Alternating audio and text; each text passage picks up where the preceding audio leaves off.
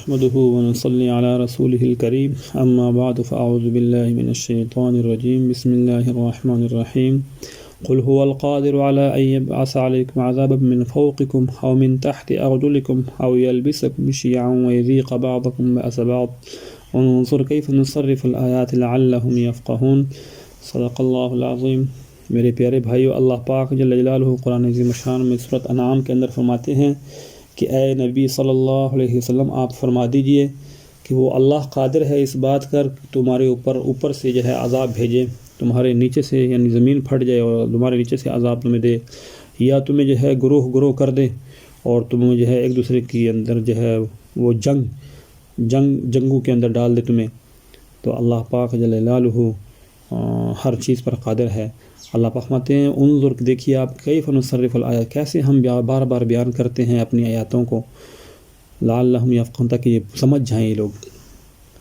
تو میرے بھائیو، اللہ رب العزت کا عذاب آج دنیا کے اندر اگر سوچا جائے، دیکھا جائے تو ہر طرف عذاب ہی عذاب ہیں، اور یہ تو دنیا کے اندر سوچ و فکر کی بات ہے، لیکن اس کے علاوہ جو پچھلے گزرے ہیں تو کیونکہ قصص الاولین مواعظ الآخرین، پہلے لوگوں کے قصے وہ بعد والوں کے لیے جو ہے وہ نصیحت ہوا کرتے ہیں۔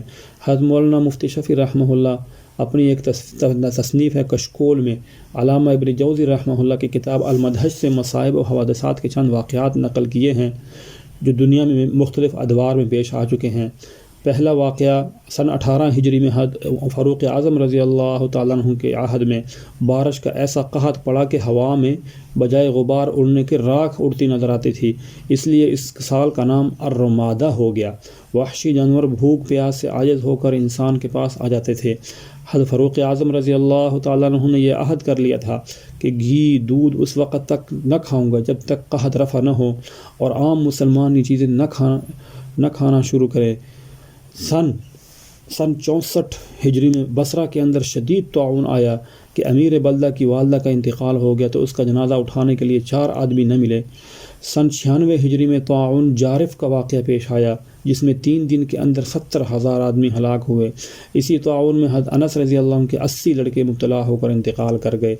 حضرت انس رضی اللہ عنہ کی اولاد 100 سے کچھ زائد تھی۔ اس واقعہ میں مرنے والوں کو قبرستان تک لے جانا اور قبر میں دفن کرنا ناممکن ہو گیا تھا، اس لیے جب سارے گھر والے مر جائے تو سب کو ایک مکان میں بند کر کے اس کا دروازہ اینٹ گارے سے بند کر دیا جاتا تھا۔ سن 131 ہجری قمری میں طاعون آیا تو پہلے دن میں 70,000، دوسرے دن میں ان سے کچھ زائد ہلاک ہوئے، تیسرے دن سب ٹھنڈے ہو گئے۔ سن 334 ہجری میں ایسا قحط پڑا کہ لوگ اپنے بچوں کو ذبح کر کے کھانے لگے اور مردار جانور کھانے لگے، اور چند روٹیوں کے بدلے بڑی جائیدادیں فروخت کر دی گئیں۔ معز الدولہ امیر وقت کے لیے 20,000 روپے میں ایک کر یعنی 1 کلو یہ ہے گندم خریدی گئی، اور جس کے حساب سے 200 روپے کا ایک یعنی مان ہوتا ہے، 5 روپے کا یعنی ایک سیر ہوتا ہے۔